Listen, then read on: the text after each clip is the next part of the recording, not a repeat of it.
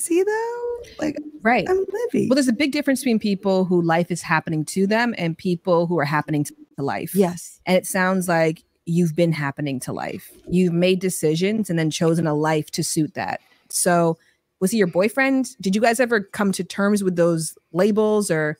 No labels were ever set. I mean, even now, no labels are ever set. I think it's safe to say we can, I like to say we're family, but I want to say it wasn't until after my sons were born that he became my primary partner. But life partner, I feel like, God, that scares me a little bit. Like the forever part of it scares me a little bit. And let's pause right there because that's what we want to talk about today. Listen, if you're new to the channel, make sure you like, share, subscribe, click on that bell button for the notification that uploads. We appreciate you guys. Stay locked, stay loaded. Look, it's crazy right now because you know what? I love watching these kind of videos because I think it's a great way to kind of weed out some of the dysfunction, not only in what we're watching, but also in yourself. Because sometimes I'll be looking at certain things and I'll be like, yo, that's dysfunctional. You know what I mean? That's dysfunctional. And since we're talking about Nick Cannon, we've been talking about him all week, actually. We're now talking this video by Shan Boody, which shout out to Shan Boody again because she puts out great content. I don't always agree with everything she says. I mean, that's with anybody, including myself. But you know, she puts out great content, absolutely amazing content. Would love to work with her in the future as well. But this particular conversation, you know, it's an interesting one. We just literally just heard her say, you know, life partner kind of scares me, you know, etc., etc. We have no labels. Look, when you hear that kind of rhetoric, just know, oftentimes there is trauma that is involved there. You know, this is my personal opinion. So I'm no therapist. I'm only a coach. Don't take my word for it. Go and read it. Okay. But from what I'm hearing, this sounds like a common deflection away from what the reality is. It's almost like when people say, and of course there are genuine people who don't, but they're in a minority. When someone says, I don't believe in marriage, if you actually talk to them long enough, you'll realize there's some trauma there. If you talk to them long enough, you'll realize there is something there. If you talk to them long enough, you'll hear there have been some painful situations that have gone through that have made them look at marriage askew.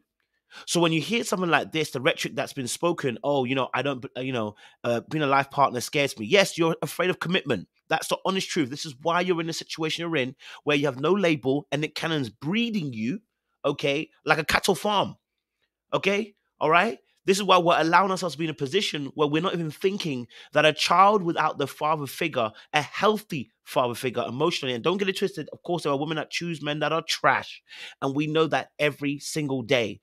But but again, we're talking about everybody. So when you intentionally put yourself in a situation, okay, all right, when you potentially put yourself in a situation where you know Nick Cannon cannot emotionally provide for that child, forget you. Forget you. You're no longer a concern, but for the child. And I know some people might want to back it and get excited by it and be like, you know, a mother can do it all by herself nowadays. Don't need a man. Da, da, da, da, da. It's absolute bollocks. It's rubbish. Now, obviously, if the man is trash, it's better that one of you is healthy than keep two people who's making a toxic environment. I agree with that. But it's absolute trash for a man to say, first and foremost, I don't need a mother figure. And you've never heard a man ever say, we don't need mother figures, right? And it's absolute trash to hear women say, I don't need a father figure in a child's life. It's absolute ludicrosity, madness. Get it out of your head. It's a dysfunctional mindset and pattern of thinking, and I need you to come out in the name of Jesus, okay? We need to deliver you, okay? Because that's the works of Satan right there. I'm playing, but it's honestly a dysfunction that should not be normalized. It is not better to have children without father figures. Now, of course, if he is toxic, I repeat again, if he is toxic, then it's better you be single mother, yes. But if you're putting yourself in a situation where someone like Nick Cannon now is just breeding you, you're having a have a baby by me, baby, be a millionaire situation, it's a problem, right?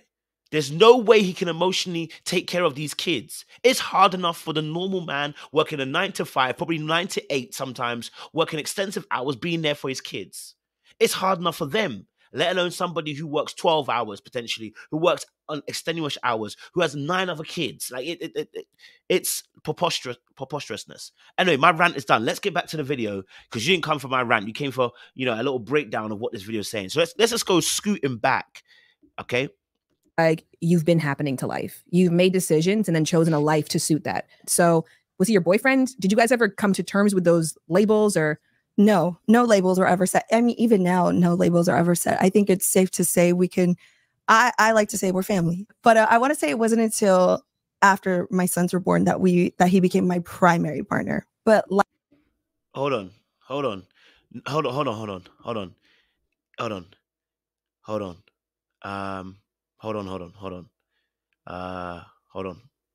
So just to pause, we don't do labels. Okay, we don't do labels. I want you to listen to very carefully, because this is how people do talk. And I'm not coming at her in a trying to bash her anyway. I'm more of a case I want to point out these things because she's one of many people that we see this from, both men and women. This crazy thing, right? What she just said was we don't do labels. He wasn't my man.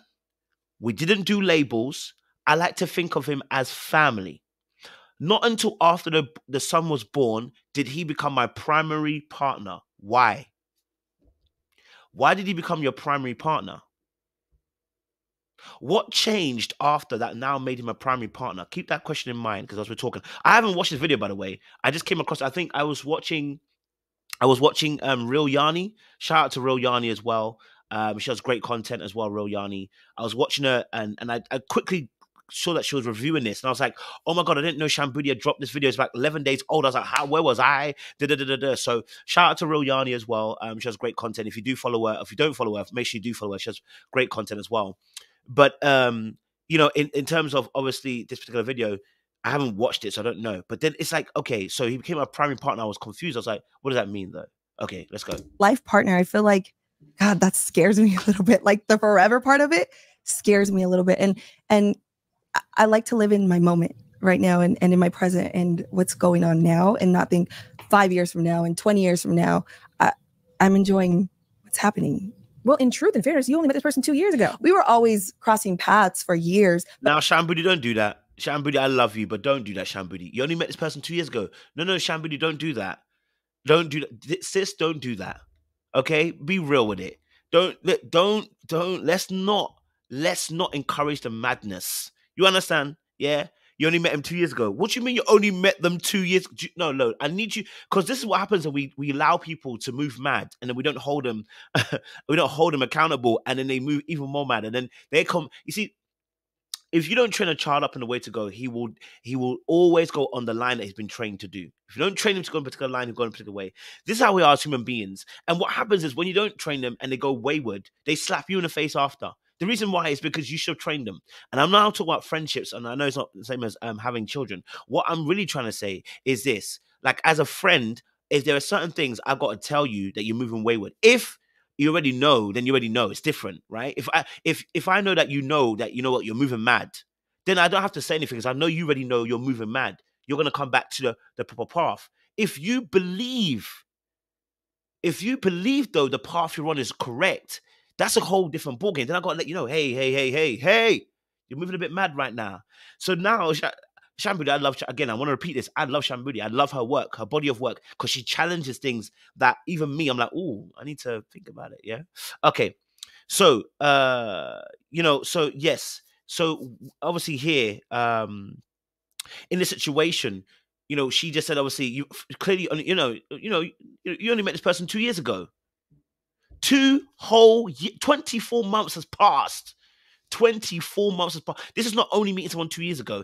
24 months have passed. Right? 24 months, just saying. But the last 2 years has where it's really been put into this family box that, oh shit, we're really doing this, and this is real life, and this is really happening for us. So then leading up. Let me pause as well. Sorry, apologies. I know I'm going to let it play a video player. I promise you I'm going to let it play, but just it just came to me. Am I correct? I don't know. I would need to go back and watch it. This word, family. I'm sure Brie Teresa, Brie Tercy, is it Brie Tercy? She also said the word family. I don't want to say this, but I want to say this. They don't have a word for what they're doing. There is no label, and it's a new territory for what they're doing, right? So there's no word for it. So they're trying to find a word to label what they actually are doing. So you don't like labels, but you're going to end up labeling. That's the honest truth. You don't like labels, but you're going to end up labeling because there's going to be a set of rules for this game respectfully, irrespective of whether you like it or not. There are going to be rules that have to be engaged by, whether it's by Nick Cannon, whether it's by yourself. So now they're using this word, and it's almost cult-like. I don't want to say it's a cult. I want to say it's almost cult-like that when now they're using this word family to kind of describe what they're doing. Just want to put that into understanding. Up to that then. So at the time, he's just another person you're dating. Mm-hmm. You get pregnant, oops, you get pregnant planned, you get pregnant what? So I actually, the way that whole situation happened was nothing but the man above, my higher power, because I had sepsis for 5 days. I was in the intensive care unit, had these tests taken. Me and Nick were still like back and forth, but he had started to lean in a lot heavier at that time. I had all these tests done, and the doctor was like, okay, you're not able to have kids. You have like this going on, that going on. First of all, can doctors stop saying that? Because I can't tell you how many fucking stories where people who got an army of babies they popped out are like, well, I was told I couldn't have kids. And that's where I feel like that's where it all happened for me. Like, is where when we reunited and reconnected after my whole hospital stay and when I got better after we linked up. And I remember us having a conversation and I was like, listen, we're good on whatever it is that we're doing. There's nothing more to this than just sex. And then we had our first pregnancy. Now, that's where Hey. Now, listen again. Listen again. At the beginning of this video, when I played the clip at the very beginning, Shambudi said something, right? She said, is life happening to you or you're making life happen? Or is life happening to you or you're making life happen? She went on to say, Abby made life happen. This story does not back up what Shambudi just said. This is why I'm not saying that Shambudi is bad, by the way. I'm not saying that at all. What I'm saying is I'm calling flag on the play. Flag on the play. I can't even do it. Flag on the play. Flag on the play. Flag on the play. There's a flag on the play. Okay? Because this is not life happen. This is not you making life happen. This is life happening to you. If you end up saying the doctor told you weren't meant to have kids and then you end up having kids, that's you. Life is happening to you. You're not in control at that point. Do you see? So this is what I'm talking about. This is what I'm talking about. And, like she said, she didn't know, they didn't know what they were doing. Is it the sex thing? Look, all I'm saying is, let me pause. Go on, let's let the video play. Had a miscarriage. And then Nick was like, well, let's try again. Hey, what's going on? What's going on? Hey, what's going on? Guys, I'm sorry. I think the sugar from yesterday's brownie is still affecting me. What's going on? What's going on? What is going on? Sis, the first child was a miscarriage. I don't know if anyone heard that. The first child was a miscarriage. And then Nick Cannon suggested, let's try again. Why? No. Abby, don't skip that part. We need to know why. Why did you then want to agree? The first child, unfortunately, miscarriage. All right, cool. But why then? Let me play it back just to make sure I heard correctly. You know what I mean? Like I might have been bugging. You know what I mean? After my whole hospital stay and when I got better after we linked up, and I remember us having a conversation, and I was like, "Listen, we're good on whatever it is that we're doing. There's nothing more to this than just sex." And then we had our first pregnancy. Now that's where Now pause. There is nothing more to this than just having sex. Then we had our first pregnancy. If you have your first pregnancy and then you have a miscarriage after that, you now know that potentially you may be able to have kids. So at this point, what's the plan? I thought we're just having sex. See, life is not, you're not making, yeah. Jeff, you see, the way I'm struggling to get the words out is how I'm struggling to understand the story. I had a miscarriage, and then Nick was like, well, let's try again. And at this time, how many kids did he have? 4. He had 4. Yes, 4. Mm. So I was open to the idea of having another pregnancy or attempting to get pregnant again. And it happened for us. And I didn't know I was going to have twins, clearly. So when they said, why were you happy? Look, that's my big, why? Look, no one's explaining this. Why are you happy to have a kid?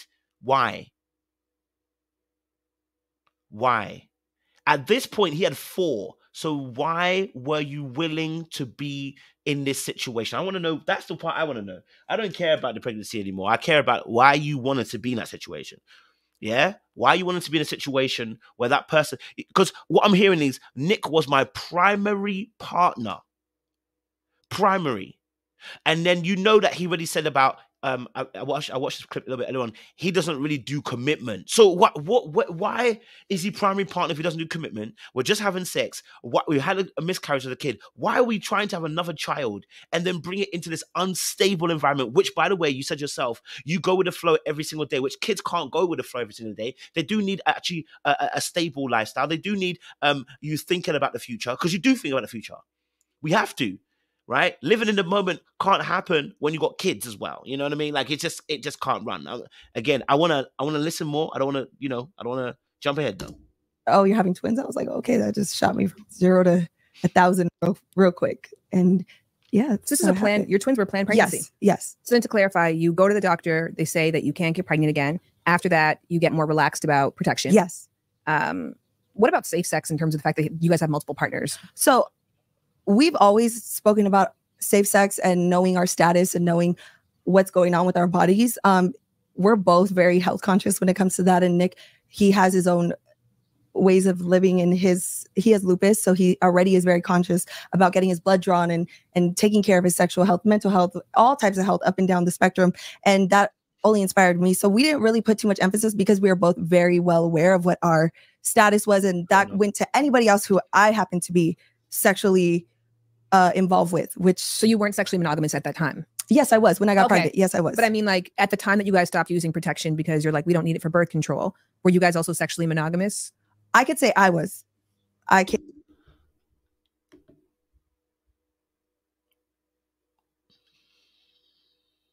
It's not looking good, bruv.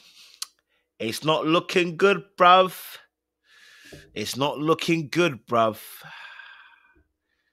Woo. Yeah. It's not looking good, bruv. Oh, it's not looking good, bruv. Why is Nick Cannon your choice? That's the thing that blows my mind. Why is Nick Cannon your choice? If you wanted to live a life where the person wouldn't be involved, why was Nick the choice? Yeah, that's all I'm speaking for is myself. That's all you can do. Yeah. Yes, ma'am. So then you have this period of time where you get pregnant. What goes through your mind? I mean, obviously you were told this wasn't possible. You're now pregnant with somebody who has 4 kids, and you're living in your truth and in your joy. And this could be an interruption to this newfound freedom that you had just found for yourself. How did you feel? I think I didn't feel what I probably should have felt because I didn't understand the capacity of what I was really about to embark on. I just like any other woman, when you get pregnant, you think it's about you. You think it's going to be a beautiful journey and everyone's going to congratulate you and period. That's the story. But I didn't really understand the capacity of it. And then it wasn't until probably about like 3 months after I really understood the full spectrum of what I was getting involved in. How did you feel about Nick being the father of your kid? I felt. Pause. Sis, you ain't need to say anything. See that pause there? She said, that right there tells you everything you need to know. You about to say a hard answer that you don't necessarily, you know that answer that's going to come out your mouth. How do you feel about Nick being your baby father? Great. He's a great father. I think he's amazing. It means that you're about to come and tell us something that is very difficult. No beef. It just means you're going to have to tell us something very difficult. Right? That means, right?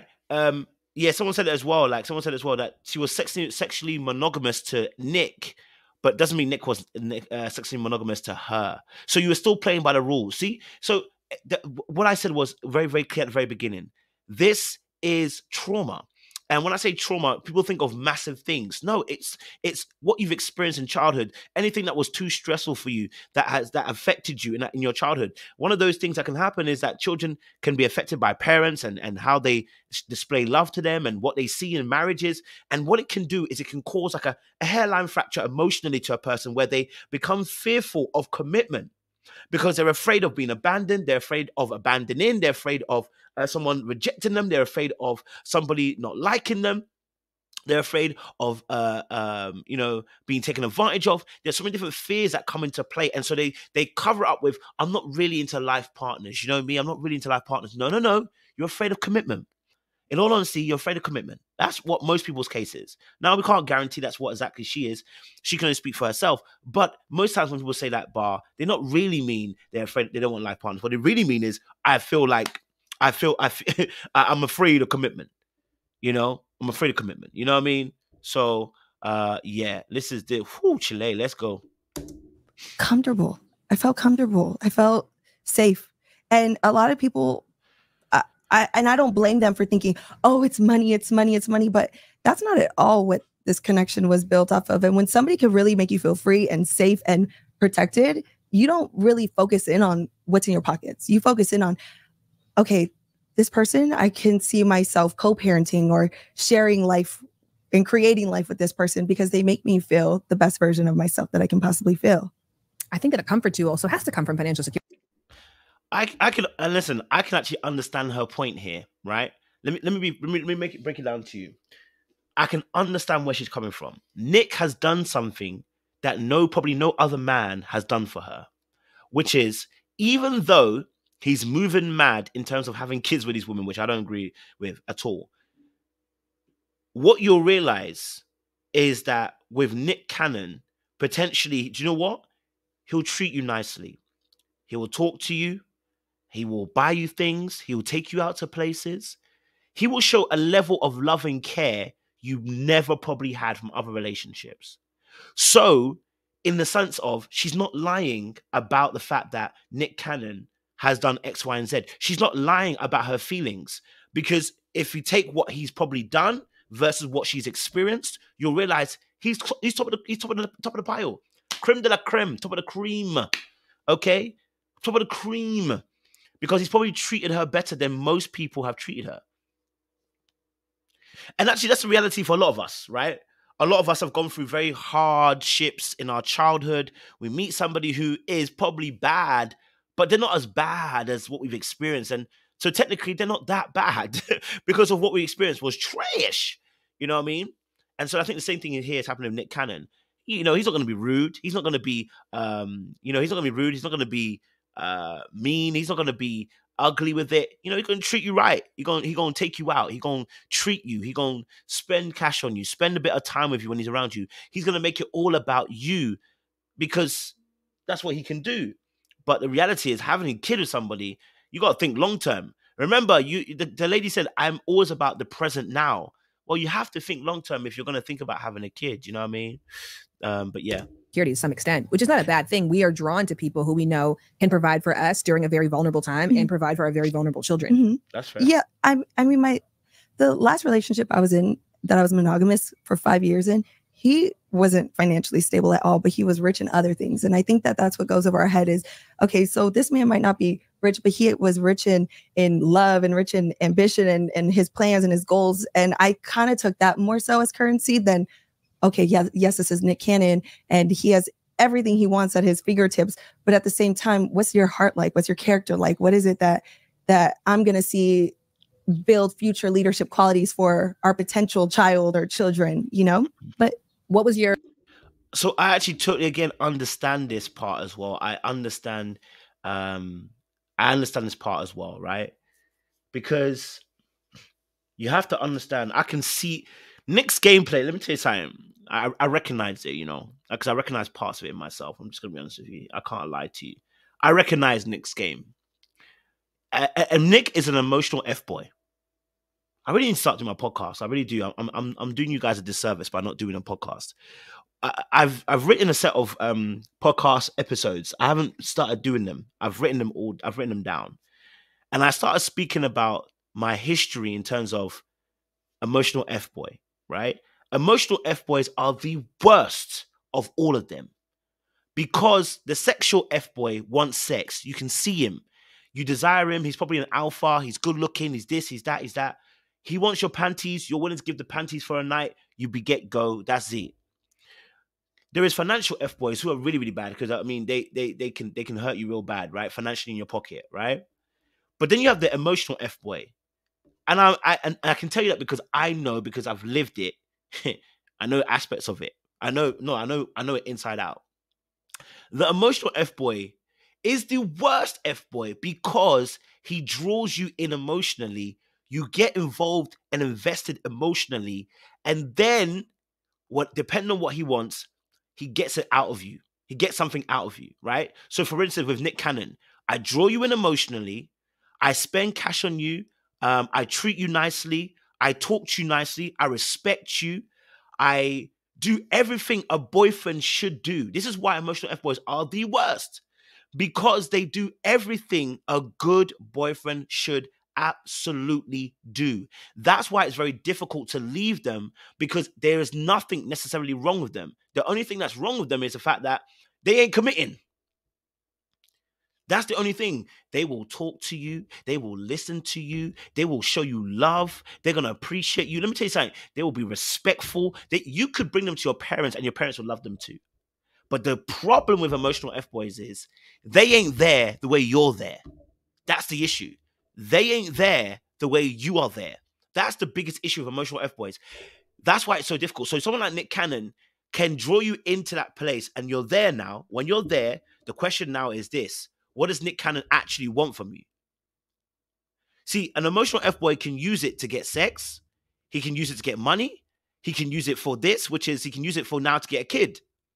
The reason all of these women's stories are exactly the same, right? All these women are exactly the same. All these women, because he draws them in the exact same way. Treat you nice, be respectful, spend cash on you, take you out, talk to you nicely. Notice that none of these women are talking about how badly he doesn't talk badly. He's not trying to trick you into playing, he's not trying to do that bad boy act. No. It's simply he treats you well.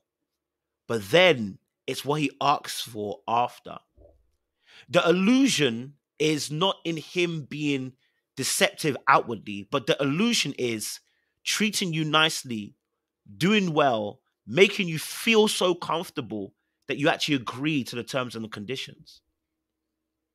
He's an emotional F-boy. Right? But these women too will also have to take some accountability, because they have autonomy over themselves, autonomy in themselves, man. So it's interesting. Or what are people also? This is the difference. This is also another thing as well. A big thing also as well, especially with emotional F-boys, is you have to make the decision. Okay, so let me put it this way. Emotional F-boys, what makes them stand out from all the other guys is that they are going to present the thing to you so that you have to make a decision. So when you make a decision, you can't dissuade yourself of accountability. This is why we're looking at these women. See, the difference is if someone plays you and they outwardly play you, everyone will go, nah, man, he played her he played her, But if you notice with emotional F-boys, that's not what they do. They present to you what the proposition is. But because you're emotionally invested, you then make a decision. When you make a decision, you're now accountable. Can't hold him to it. You can't hold him to it. It's like, whoa, you can't hold me to it. You made the choice. I didn't even manipulate you. I told you this is what it is, and you said you wanted to do it. That's it. So now that's why we as an audience now looking at these women like they got to take accountability. The reason being is because we can see that they've made a clear choice. So everyone has to be accountable. Yeah.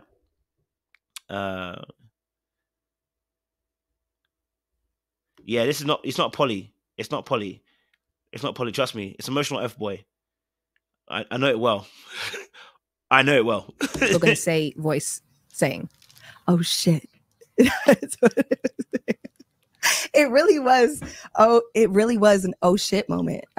I don't think I understood the capacity of it until, because I don't even think about the people, more so like the people you care about, the people in your family, your best friend, like the fact that at the time, then in theory, this would have been his 5th kid. Yes. So there's already going to be a certain judgment on being the baby mother for that person. Yeah. Well, I'm really blessed to have a really, really supportive family. I think my mom and dad my sister, my brother, all of them were just like, as long as you're happy, just because they seen me in such a toxic relationship and in a toxic space, that they thought, as long as you're happy and this is healthy, most importantly, because we've seen you at your lowest of lows and we're seeing this new change in you, then we're for it. My family was never. And were you guys proud?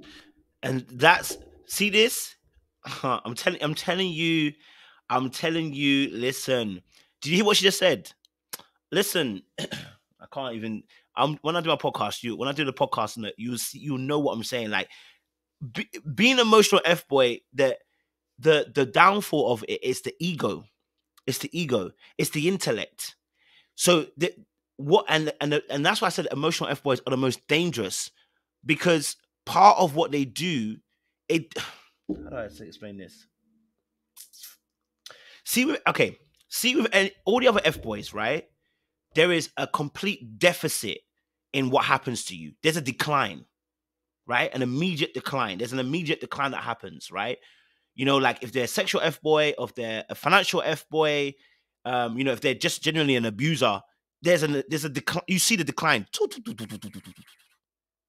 right? You see the absolute decline. When somebody's an emotional F-boy, there are things that you end up learning about yourself. This is where the manipulation actually happens. The deception happens. All right. The deception happens because what you start to learn about relationship, about yourself, about that person, and you start to grow. There is growth that happens, right? Because what's happening is you're connecting emotionally. So you start to learn about yourself. That's the deception. Because what you think you're getting at the end is not what you're going to get. But because you're seeing some growth, that's what she's not lying about what she's saying. She genuinely was in a better place. Genuinely was. But the truth of the matter is, what she actually wants is not going to happen. Now, once the extension of the emotional F-boy stays for too long, that's when the decline starts to happen. When the person now wants more from the situation, they want commitment, that's when the decline happens, because now you realize I've been had. Now you realize, oh my days. But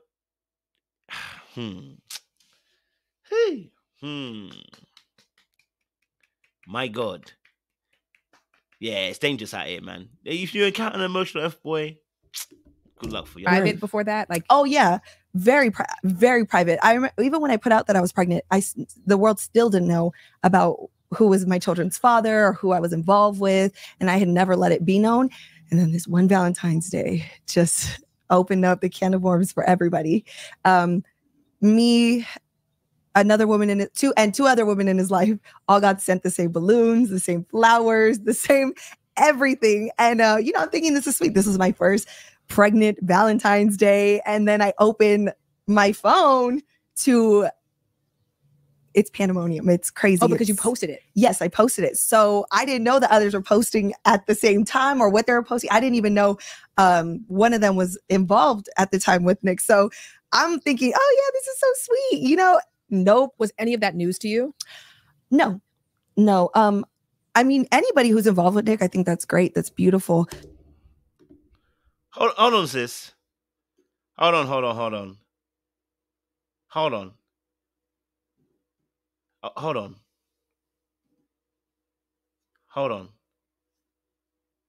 on.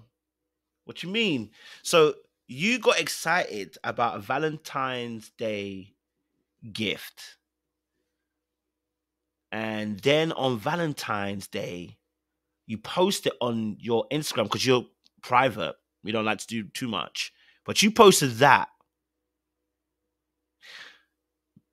And then as you posted that, another girl also posted the same thing on the same day. And another girl also posted the same thing on another day.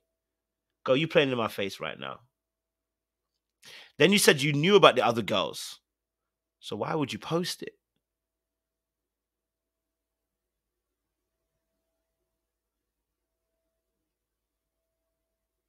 Why would you post it like Nick Cannon is yours? Because surely, like you said, you knew about the other girls and what he's doing. So then why would you post it? No, I'm confused. No. If you know about the other girls and them doing them thing there, because why post it? Because it's not special in that moment. Do you know what I'm saying? it's not. It's not special because you're not the one he's dating. Do you know what I mean? Am I missing something? I don't know. Maybe I'm missing something. Maybe I'm thinking too deep. Because it just feels like I don't know. Maybe I'm overanalyzing it. Because I'm like, sis, wait, hold on. Let me just rewind it. And maybe I missed something because I feel like I missed something. You know, I feel like it went left quick. Hold on. All got sent the same balloons, the same flowers, the same everything. And you know, I'm thinking this is sweet. This is my first pregnant Valentine's Day, and then I open my phone to. It's pandemonium. It's crazy. Oh, because you posted it. Yes, I posted it. So I didn't know that others were posting at the same time or what they were posting. I didn't even know one of them was involved at the time with Nick. So I'm okay. So she didn't know that one of the girls was involved with Nick at the time.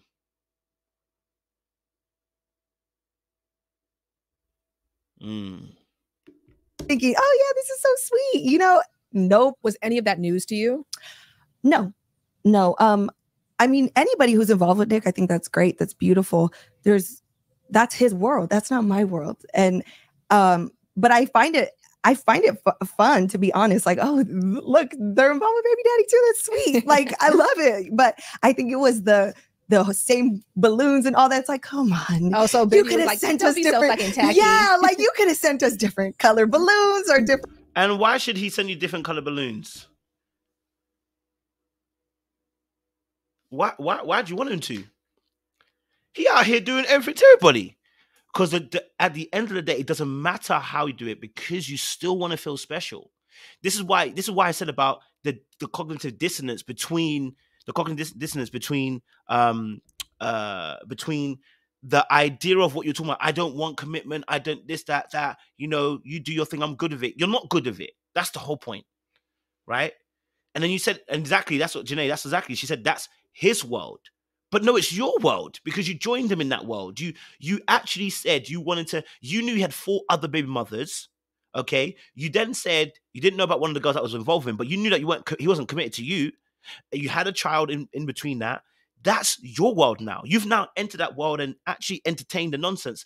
So we need you to take accountability here. I need you to wake up, smell the Kenko is the coffee, and then I need you to understand you're on a battlefield right now. Look around you. It's a battlefield. Right?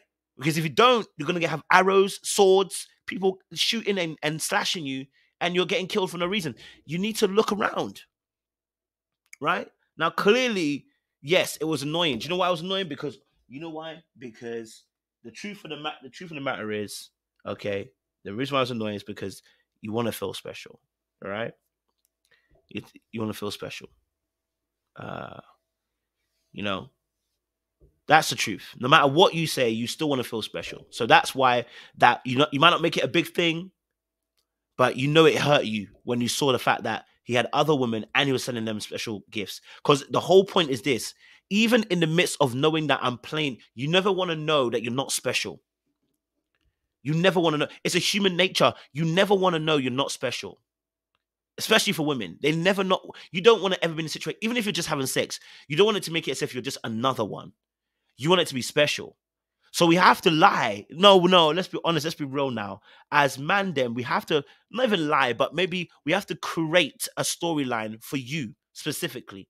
So if you're comfortable with me having sex with other people, what you want me to do is create a storyline so that I can still create exclusivity for you. Yeah? So yeah, he's still having sex. That's why you hear this thing. Yeah, he's having sex with all those women, but he's coming back home to me. But you coming home back to me, that's the feeling of being special. That's what it is. It's like, yeah, I know he's having sex out there, but he's coming home to me.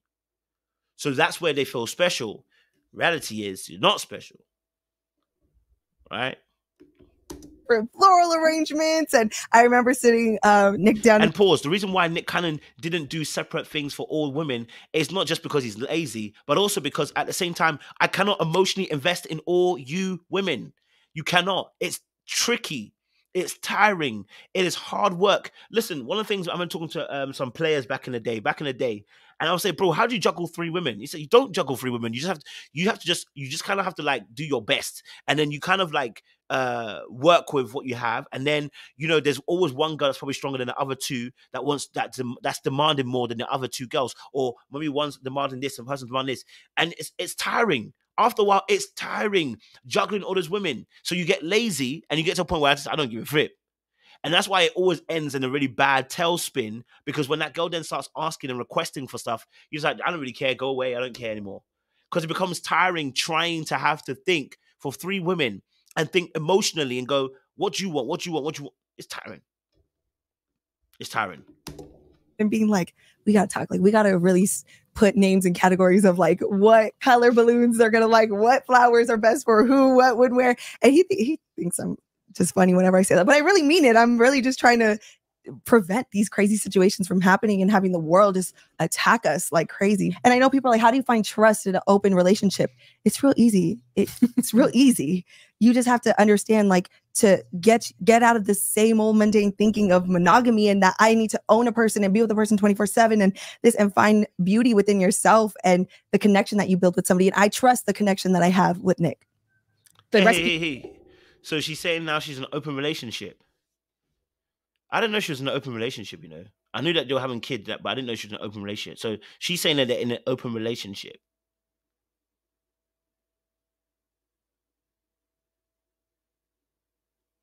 I didn't know she was in an open relationship. I didn't know Nick was doing an open relationship. Thank you, Sherry. What a point there, Sherry. Absolute. By the way, your DP's fire. God damn, black, beautiful. Yeah, listen, you're absolutely right.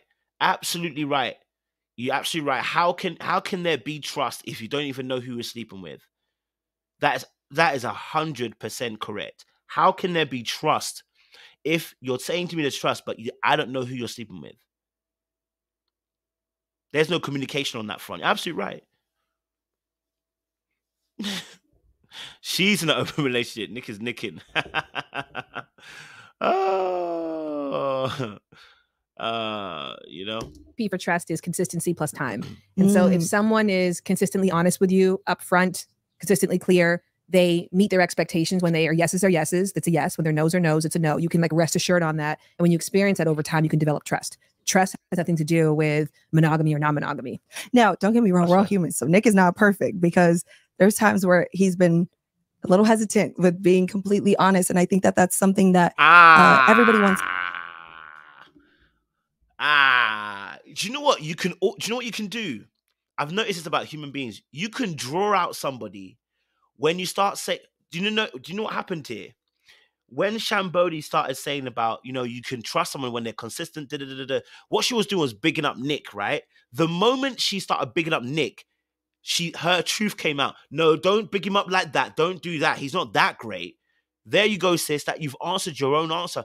As soon as she started bigging, see, if you love your man. You love your man. You think your man's great. When someone bigs him up for how great he is, you don't have to drag it back down again. But you do if you're not really happy. You do that when you're not really happy. So as soon as Shambodi said, "Oh, it's perfect," and you can do that to a lot of people in relationships. It's a manipulation technique, by the way. I'm gonna give you something, guys. It's a manipulation technique.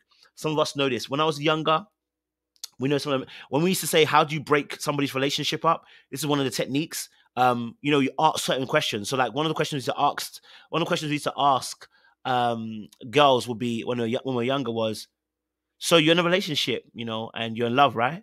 Girl would say, "Yeah, I'm in love," and then we say, "But are you happy?" And like a lot of people might say, "Yeah, I'm happy." But if I've caught you on the wrong day, and I say, "Are you happy?" Today you say you're not happy. Boom. Then we go from there. "Oh, you're not happy? Why? What's going on?" "Oh, just like, like we, usual stuff." "Oh, usual stuff? What you mean?" Like, "No, but you should always be happy. Like, you should always be satisfied. I don't make no sense." And then you start weeding in. This is like, I'm just teaching all the stuff, okay? All right? I'm teaching all the stuff, And so this question that she asked Shambodi wasn't meant to be manipulation. That was Shambodi's genuine kind of, critique and review and saying trust is built not outside of monogamy.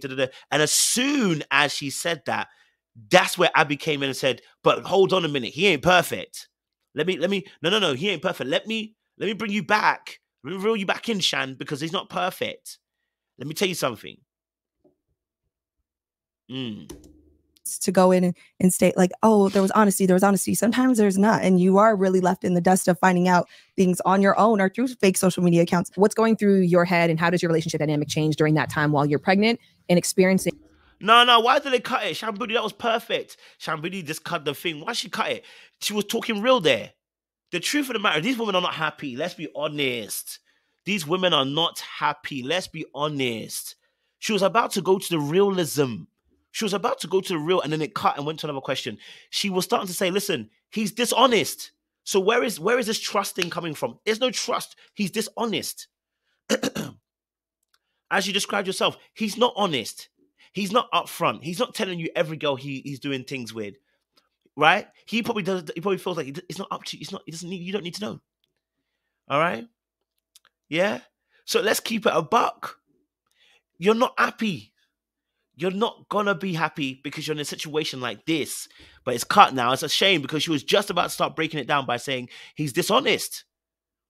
That, look, being an emotional F-boy, eventually you will start to unravel. It's just, if you stay long enough, you will no longer become a hero, you will become a villain. Which is why, when you read the book of Art of Seduction, it says, when you get in, you leave quickly. Don't prolong the leaving. You know what I'm saying? You leave quickly so that you can, it doesn't prolong the pain. Doesn't drag it out. Hi. Chai. Open relationship. There's no trust. All of these opinions from the world. Shut down. Complete shutdown. I didn't know how to maneuver through it. I didn't know how to be guided through it. It was only because of my support system, which is, when I say my support system, it's always going to be my sister off top. It wasn't because your sister's here, right? She is here. She's behind the camera. She's here. She is my support system, but she was the one that was really like, we got to refocus you. We have to really find some silver lining in this for you, because I was devastated. I mean, I've never been hit with thousands of people just telling me their hate for me or what they feel. Why were they mad at you? Is it because he had a primary partner who was public? A partner that was public, and then you looked like the mistress? Why were they mad? I think he had several partners at the time, but I feel like just his track record of relationships at the time had maybe been. And did you know about all the partners at the time? Did you, sis, know about all the partners? Because you already told us one of the girls that he was involved in, you didn't even know he was involved with her. You didn't know. You're not in an open relationship, sis. Okay? You're on a plantation field. You're not in an open relationship. You're in a plantation field. You're on a farm. He's breeding you. He's not anything else. Nick Cannon, listen, I respect the craft. I respect your goated ability to make me laugh on Nick Cannon wilding out.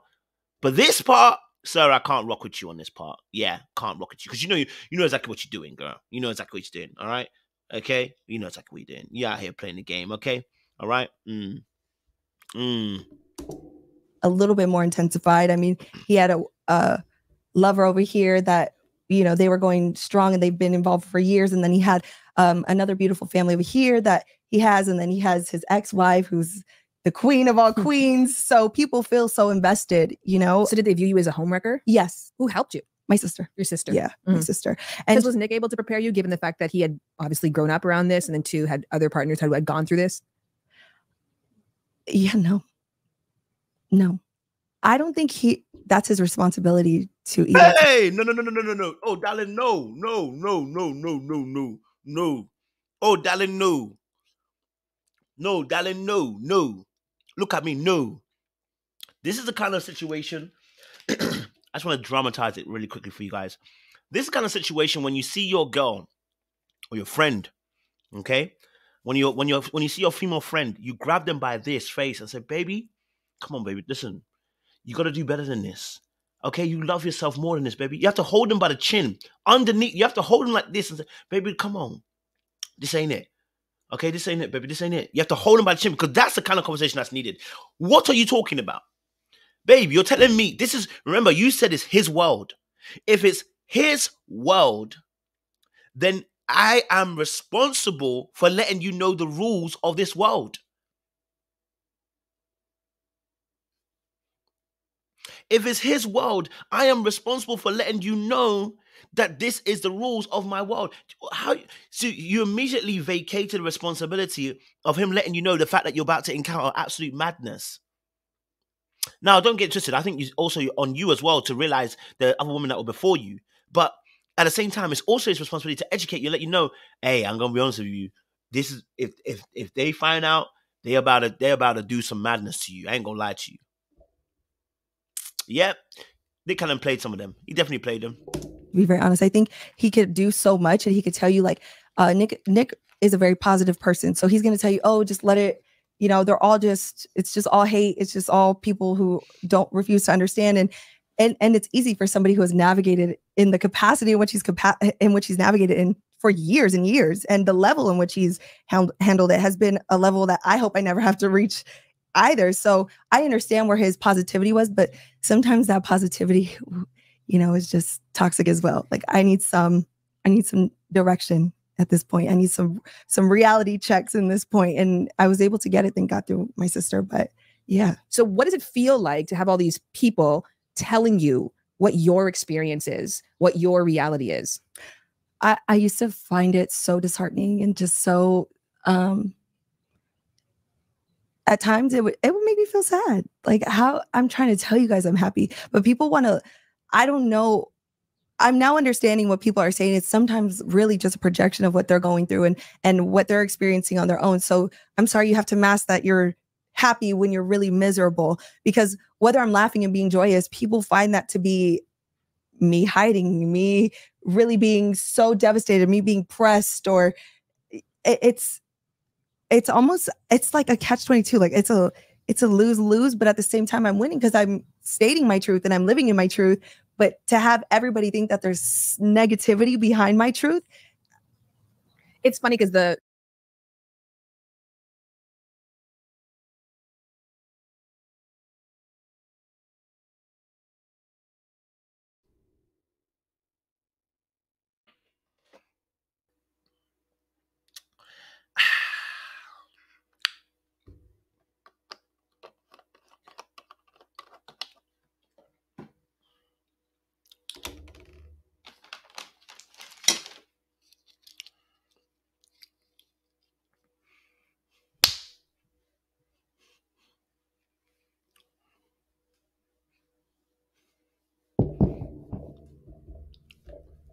Because, girl, you can't see for nothing.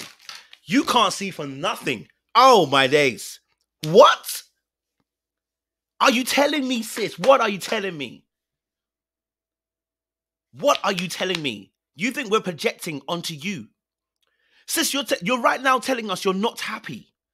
Right now, you're telling us stuff you're not happy. Right now, you're telling us you're not happy.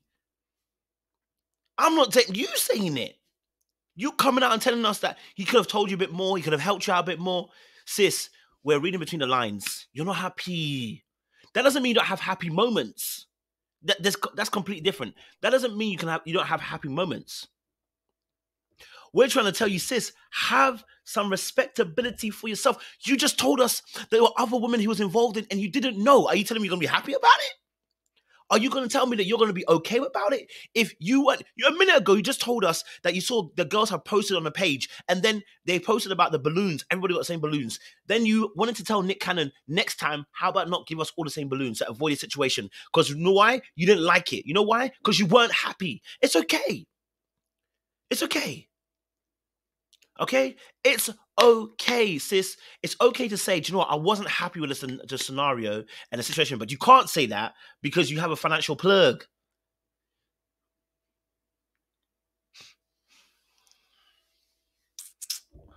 She chose to cry in a oh man, she chose to cry in a Range Rover rather than a Honda Accord, right? So it says we're looking at you and we're confused. We're like, why is this happening? We're like, yes, sis, we don't think you're happy because you're telling us right now the story and this doesn't sound like you're happy, baby. Okay? All right? This doesn't sound like a joyous story at all. Okay? All right. Ultimate form of... Hold on, shout out to you guys as well. We're 400 strong at afternoon time on a what's this? Wednesday? Shout out to you guys. It is 11 o'clock, 10 o'clock for you guys. There's 400 of you guys in here. Shout out, much love. I appreciate you guys. Intelligence, my husband always says this, is to be able to hold two competing truths at once. And we were having this discussion actually about him not being here for the birth. And I was like, on one hand, I am so happy for you. I'm thrilled and I'm grateful you're getting this opportunity. On the other hand, I'm terrified and I'm pissed and I'm resentful. And both of these truths exist at the exact same time. And one doesn't negate the other. Yes. And so what are the two truths of your lifestyle? Because on one hand, it's joyful and it's happy and you consented and you chose this every step of the way. What's the other competing truth that's like, oh, Shamboody's good. Shamboody is good. You see what Shamboody did there? No, Shamboody, you good. I'm finding you attractive by the minute. Shamboody. You know me, I like intellectual people. Do you know what I'm saying? But Shamboody, girl, I see what you just did there. Shamboody, you good. Oh, girl, you good. I see what you did there. Yes, she gave her another chance. She said, hold on now. Wait a minute now. Wait a minute now, sis. Let me just let you come back to that. Ooh, Shamboody, you good. I see why old boy was considering polygamous with you at the beginning. Oh, that was good. Oh, that was good. Oh, that was like the yesterday. It was just melted in your mouth. Oh, Shamboody, you dangerous. Okay. Okay. Shamboody. She's the kind of girl that will touch you on your hair and you know what I'm saying? You know? All right, Shan. Okay. All right. I see you, Shan. Yeah, she said, listen, let's come back to that again. Let me give you a second chance. Let me rephrase the question. Okay, come on, Shan. I'm learning from you, sis. She didn't even have to say, let me say it again. She said, let me just ask you this question. Okay? This is the shitty part that doesn't infringe on this, but yes, these are where the challenges lie. That there's more life after this. Like there's more, that this isn't my forever. What does that mean? Does that mean you're happy in this lifestyle, this arrangement right now? You're pregnant with this person's kid right now, but ultimately this is not your happily ever after? Yes. Yes. What about this scenario and arrangement doesn't feel like it? You're not about to skip that, what you just said.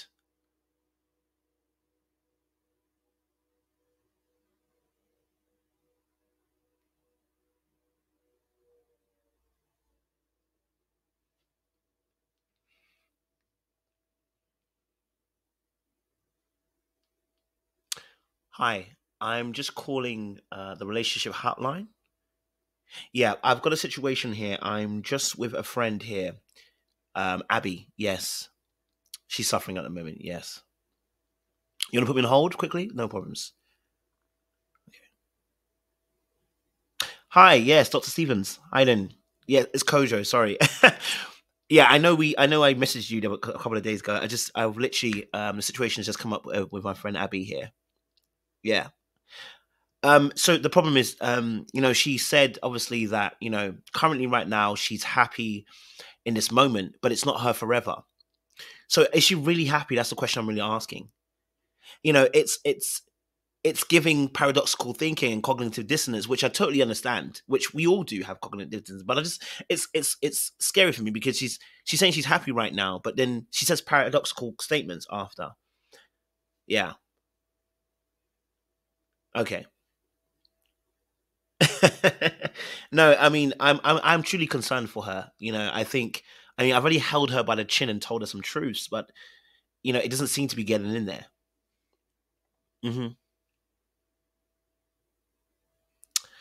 Well, I would love to book an appointment with you. Maybe we can book an appointment next week. I think I'll come in with her, and then you guys can have a one-to-one session. Would that be okay?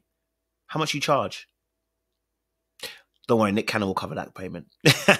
All right, appreciate that, Stevens. Yeah, love that. Thank you for taking the call. Appreciate you. Bye.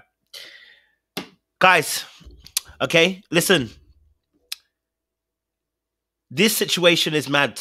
Okay, this situation is mad. I had to get Dr. Stevens involved. Because what's this? What is this? What are you telling me? But do you know what? Shambudi really put her in a position here because she beautifully placed it correctly by saying, look, what are the two truths here?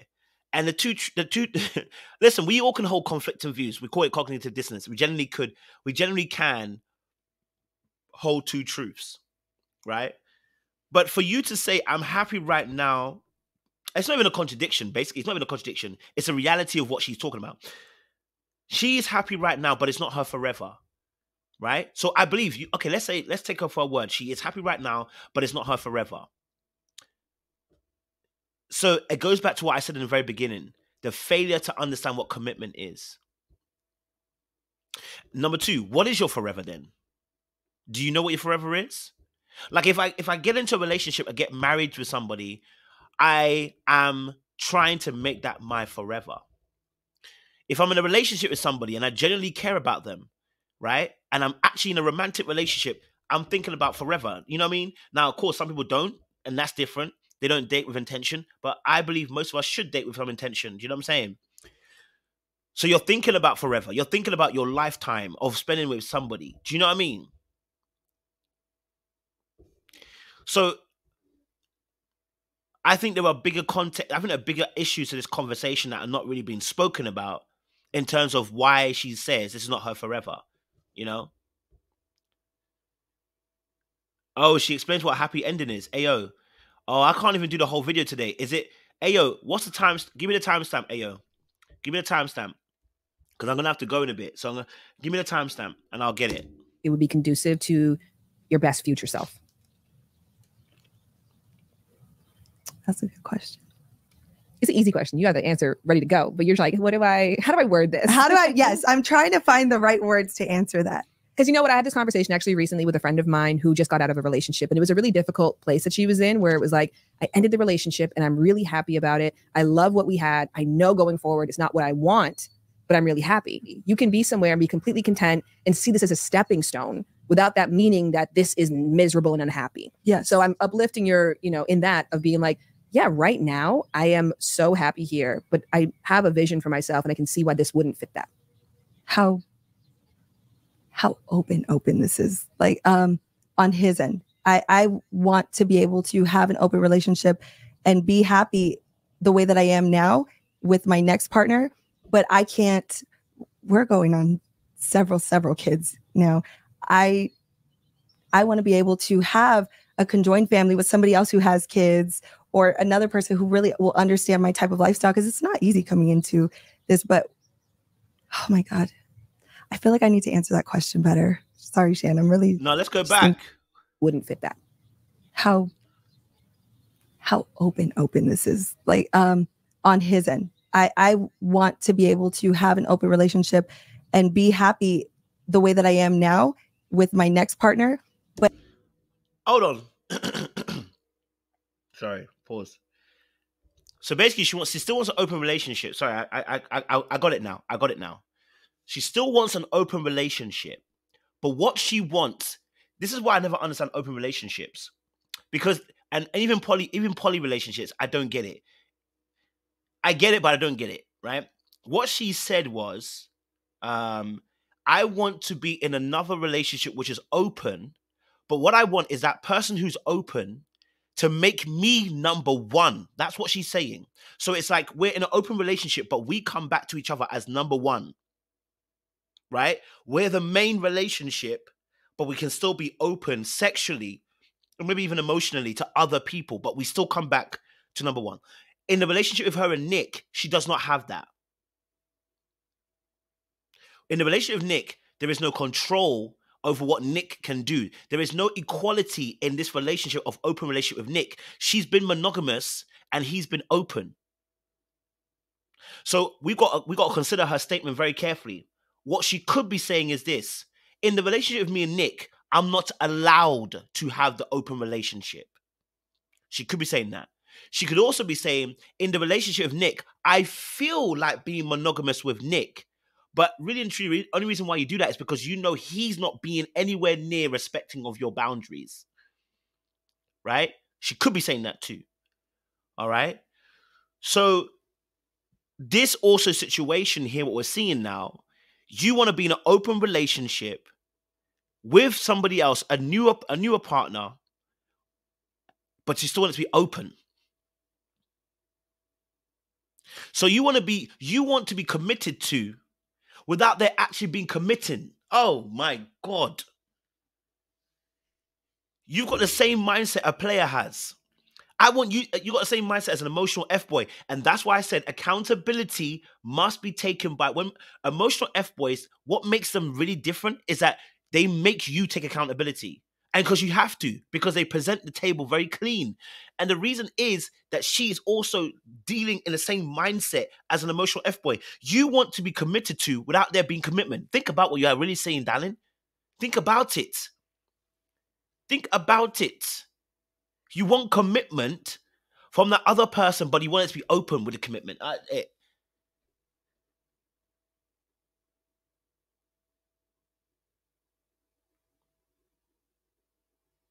You get me? So for me, I'm like, okay, cool. So you want to be able to be in that, you want to be in that committed relationship, but it's not committed with Nick Cannon because he does whatever he wants. It's not an equal playing field. You want an equal playing field. But I can't. We're going on several kids now. I want to be able to have a conjoined family with somebody else who has kids, or another person who really will understand my type of lifestyle, because it's not easy coming into this. But oh my God, I feel like I need to answer that question better. Sorry, Shan. I'm really. Oh, sis, don't worry. Don't be afraid now, sis. Tell us your truth. It's dark, but tell us your truth, baby. Just thinking about this. So you want a sister hug moment? No. I'm just so nervous because I've had these conversations with him, but but he thinks it's like a joke that I'm really in this forever. And I'm like, no, I just see myself, to answer your question. I think Oh, did you hear that? Oh, did you hear that, baby? Did you hear that, baby? Did you hear what she just said? Let me rewind that for you. Oh, there's a little tidbit there. Baby, listen, energy prices are going up. Do what you gotta do, sis. I ain't even mad at you, Abby. Okay, energy prices are on an all-time high. Conversations with him, but but he thinks it's like a joke that I'm really in this forever. And I'm like, no, I just see myself, to answer your question, I think I see monogamy for myself down the line, and this won't get me there. So hold on. No, wait, what? I'm confused again. Wait, do we want open relationship or do we want monogamy? I'm confused. The two do not intersync. When we talk about monogamy, we generally mean one person. Not with open relationship. Open relationship is not monogamy. Just want to let people know. And it may have aspects of monogamy. It's not monogamy. Okay? I'm confused. What's going on? Okay, so you don't want an open relationship, which we all knew anyway, because Shambody sitting next to you started off by saying she wanted a poly relationship with old boy, and by they realized she didn't want an open relationship. It comes from trauma. It comes from trauma, and lack of commitment comes from trauma and seeing relationships break down in front of you, or people mistreating you, and therefore you either feel like you don't deserve love, you don't feel you deserve to be cared for, you don't have a good value of yourself, you don't have good boundaries, you're willing to accept the bare minimum. This is where it comes from, B. This is where it comes from. So do you want monogamy? Okay, sis, that's okay. We can work with that, sis. And then she's telling herself, and listen to what she said now. Now it makes sense. When she said to Nick Cannon, she said, I spoke to Nick Cannon and he thinks I'm in this forever.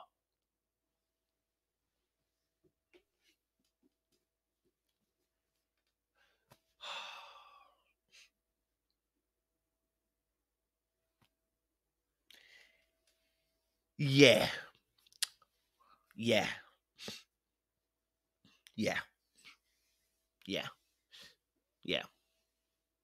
know what I'm saying?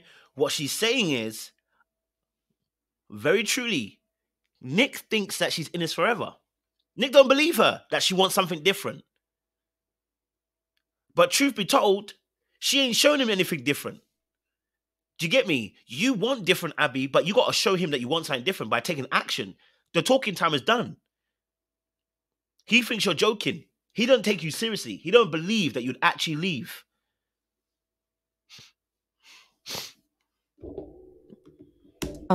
But I love where I'm at this very moment, but it's not my forever. What about your existence informs that truth for you? What are you not getting now that you know ultimately you really want? I don't think any relationship has it all, to be very honest. And I think that it's a constant work in progress. Your needs aren't always going to be met. Sometimes the respect isn't always there. Sometimes you feel lack of love. I just know deep within my heart of hearts, because I do get so much. I get companionship. I get the fun out of it. I get the sexual satisfaction. I get the emotional satisfaction. But I just know in my heart of hearts that this isn't my forever person. You know why I know it's not your forever? Without Sis answered it, but without answering it. She basically said, I get all of this stuff from the relationship. So what don't you get? Because we're confused. That wasn't the question. The question was, what don't you get? And you told us an answer that said, I get X, Y, and Z from this. So what don't you get? I'll tell you what you don't get. You don't get the emotional care that you're talking about. You don't get that. Yeah? You get the financial aid, potentially, but you don't get the emotional care. You get the sexual aid whenever he has a time. So it's not both of us joining this together. Okay? Right? So sis, you ain't get, you know, the answer was what? The question was, what ain't you getting? And you didn't give us the answer. Any more information, because I talk to people a lot about this, and it's always interesting how they can describe one relationship with someone so concretely positive, because your relationship is with your sister. You know, she's here right now. It's not perfect. She lets you down sometimes, but there's nothing in you that feels a need to caveat with that. Yeah. So we know what it's like when we are in a union that deeply uplifts us and meets the needs based on that connection. Yes. And when Oh, Shambooty good. Shambooty is good. Shambooty is good. You hear what she just said? You have to pick up Shambooty. She be saying stuff that be going if this need to serve. Shambooty, you good, baby. Shambooty, you good. I hear you, girl. You good. She said, listen, if you heard what she said, you know, when people are describing relationship, and she's absolutely right, by the way, when people describe relationships, even if it's not going great, because of the love and the care and everything, blah, blah, blah, you know, you don't need to caveat the relationship. Because that's exactly what she just did. That's exactly what Abby just did. She caveated the answer instead of answering it straight. Oh, Shambooty ain't nobody's mate. Shambooty. Shambody. Shambody. She's somebody. You understand? Yeah? She's nobody's mate. Nobody mate. You understand? Yeah? See how she dropped that line in there? She's trying to get her to... It's subliminal, but it's underneath the surface. It's the subconscious kind of talking, the way she's talking. She's click. She's clever. She's very clever. She dropped that thing in. They said, listen, people don't caveat their relationships. Do you know what I mean? So you know you can define your good relationship with your sister without actually adding, but Nick's relationship with you is this. She didn't have to. She left it at that. Oh, okay. Shambooty be moving. Hey, listen, Shambooty called me. You know what I mean? I want to just have a conversation with you. I'm intrigued by your mind. You know, I think your mind is sexy. You know what I mean? No offense to your man. I'm not trying to take you anything. I just think your mind is sexy. Because the way she placed that, I have great appreciation, because the way she did that, she didn't need to say, Nick Cannon, you did this with Nick Cannon by saying it. She made it plain by saying, when we talk about relationships, you don't have to caveat it. And then said, okay, cool, and left it at that. So now she has to think herself. Abby now has to think, did I caveat? Rather than making it plain for her and saying, she didn't have to do that. She didn't need to do that. No, that was levels. That was levels. Shambooty, Shambody, Shambody. Your levels. I rate it, because that's clever, really clever. we're in one that we're like, are there elements? Yes. But there are a lot of other elements that I know are possible for me. Yes. Sorry, guys. And I think that's where eventually I'll get to that, to experience all those other elements. And I mean, my parents are still married of 30 something years. I grew up in a 2-parent household, but I do feel like there's so much beauty in my situation now. Again, going back to when I said, I feel like this has transformed me to a better mother, a better lover. If someone just tuned in for this part right now, there's many babies, not many women. There's many women, but there's only like 4 baby moms, right? 5. I'm not good at the math. Listen, there's many women. There's a array of women, cornucopia of women. Yes, many children, beautiful children at that. What would you say? That being in a situation, or a polyamorous, if you absolutely need a label in a polyamorous relationship, doesn't mean you have low self-esteem or low self-worth. So if you were to make a declaration about how you want people to reflect or respond on your life, or even why you chose to be here, what boundaries do you want to put in place, and what leeways do you want to say, here's where I'm welcoming your feedback? That's where I'm trying to find the perfect balance for myself, just because I'm new to being a mom, but I'm not new to this media world. And I used to tease clickbaits, and now I become a clickbait. So it's wild to see the way that the tables have turned, but I have become hypersensitive when people attack me and my motherhood. Talk your shit right now, Abby. Tell people where you want them to back up. Just when it comes to me being a mom, I don't even think I scratched the surface. I might show us at a class or two, but me being open in my relationship does not change or take away from the type of mother that I am to my kids and the wholeness that I am to them and the strength that I share with them. And I'm excited for my kids to grow up and be like, Mom and Dad, y'all did it your way. And I love that. And I hope my kids could eventually do it their way, whatever that may be, in whatever capacity that is, to do it their way, not the way that the world wants them to do, not to read every textbook out there, but to do it their way, the way that Mom and Dad did. And I would just want people to stay the fuck away from my motherhood. That's it. Fair play. I ain't gonna be mad at that, fair play. I'm not gonna talk about whether you are a good mother or not. Yeah, I'm not gonna discuss that. I'm discussing the fact that your relationship aspect, though, political, right? Your relationship aspects with other, your romantic relationships is a problem. That's the biggest issue, right? Which can affect your motherhood. Because in terms of what you teach your child, not necessarily you being a good mother, but in terms of what you teach your child. Because remember, it's not just what you say. A lot of times we believe it's what we're saying that children are picking up. It's actually what you're doing. A lot of times we're thinking it's only what we're saying. A lot of times kids are picking up what you're doing. So what you're doing right now, what we're seeing in terms of behavior, I know you're figuring it out. I know you're trying to understand yourself and trying to do this. But what I'm saying to you is that when you actually review this and you sit down with yourself, you're going to realize that there's some parts that this ain't it, man. This ain't it. You want monogamy. Listen to what you just said. Okay, I want you to understand this. Listen to what you just said. You want monogamy. This is what your forever is. Your forever is monogamy. But you are currently stuck in a situation with Nick Cannon and it's open only on his side. So now what you're going to realize is no matter what you say to your daughter, or your son, they're going to watch what you did. So no, it's not about your motherhood. I don't want to talk about that. I'm talking about behavior. So even though I remember, my dad, my dad always say to me, or say to us when he comes home, don't leave your shoes lying about. This is one of his favorite things to talk about. I don't want to see you leaving your shoes lying about, right? He always wanted to make sure, right? And I remember whenever he comes home, most of the time he'll put his shoes away. The few times he ever left his shoes would all be on his neck, like, Dad, you left your shoes out, da da da. But what was funny about it is, it's not the saying, him telling me, don't leave your shoes, that I don't leave my shoes. It is the watching him. What does he do that I started following? You want me to behave in a particular way. I'm watching what you do. And I'm picking up those traits. So it's not enough as to what you say. Oh, I'm going to teach them by saying to them, this is what you should and shouldn't do. No, what are you doing? What are you doing? Faith without works is what? Dead. But the works inform the faith. If you truly have works, it's because you have faith. Well, depending on what kind of works you're talking about. You know what I mean? So yeah, I don't want to come for her motherhood. I don't think that's the thing I need to come about. Oh, she's a bad mother. No. Right? Not necessarily like that, right? But what is interesting is though, even though we're not talking about necessarily your motherhood, it does impact your motherhood. Because let me put it this way: we're talking about Nick Cannon. Nick Cannon choosing to have a lifestyle of several women and impregnating them all. Now, he can say to us, that doesn't impact my fatherhood.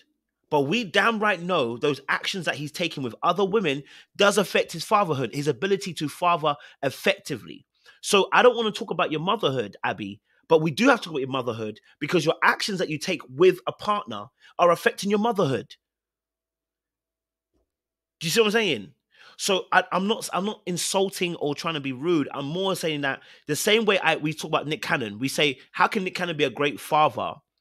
The greatest father he needs to be to his kids if he has 9 kids or whatever and so many different baby mothers. His effectiveness of being a father figure will be problematic. Yeah? The kids will lack in a particular area. So he'll be an okay father, but he'll never be great because he would have stifled some of these kids and not given them what they actually needed. So it affects the fatherhood. So at the same time, it also affects your motherhood when you're saying you want monogamy, but you're choosing to stay in an open relationship, which is not open. It's one-sided openly.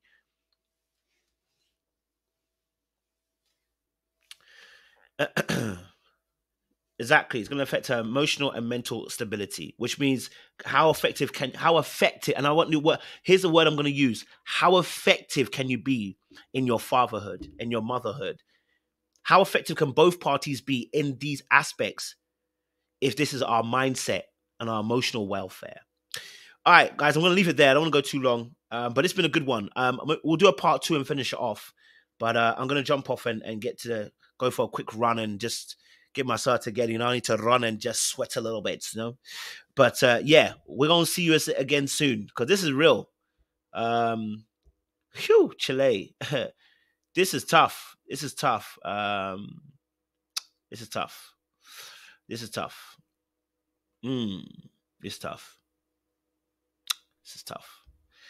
But these are the kind of things we want to talk about, I hope you grabbed your tickets, guys. This kind of stuff we're talking about on our tour. We're gonna be there this Sunday. I'm gonna be in New York. This Sunday I'm gonna be in New York. Grab your ticket below. And this Sunday I'm gonna be in New York. The fit is gonna be even more sexier. The fit is gonna be even more sexy. I've got a sexier fit. Don't worry. I'm gonna have a better fit than you. This one's even an old fit from last year. I was bigger than this. Listen. New York. We're going to be there. Soho. That's where we're going to be. All right? Grab your tickets down below. There's a description in the box. Don't play with me. Don't play with me yet. Lily Flower, it's a virtual tickets. I'm trying to work on that for you. I'm going to try and work on that for you guys. All right?